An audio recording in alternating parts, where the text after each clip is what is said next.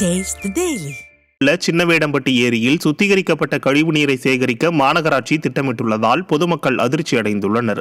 30 வருடங்களாக இந்த ஏரியில் நீர் இல்லாமல் இருந்த நிலையில் ஏரியை பொதுமக்களே தூர்வாரி பராமரித்தனர்.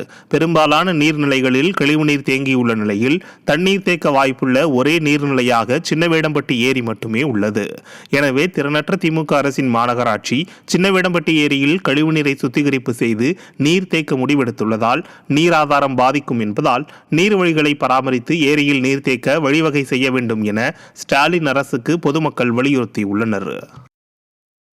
கோவை மாநகராட்சியில் பல்வேறு சாலைகள் பராமரிப்பின்றி கிடப்பதால் பொதுமக்கள் அவதியடைந்து வருகின்றனர். மாநில நெடுஞ்சாலைத்துறை சாலைகளை முறையாக பராமரிக்காததால் கோவை மாநகராட்சி மாநில நெடுஞ்சாலைத்துறையிடமிருந்து ஒப்பந்தத்தை திரும்ப பெற்றது. இதனால் கோவை மாநகராட்சிக்கும் நெடுஞ்சாலைத்துறை அதிகாரிகளுக்கும் உள்ள பிரச்சனையால் மாநகராட்சி சாலைகள் பராமரிப்பின்றி காட்சியளிக்கின்றன.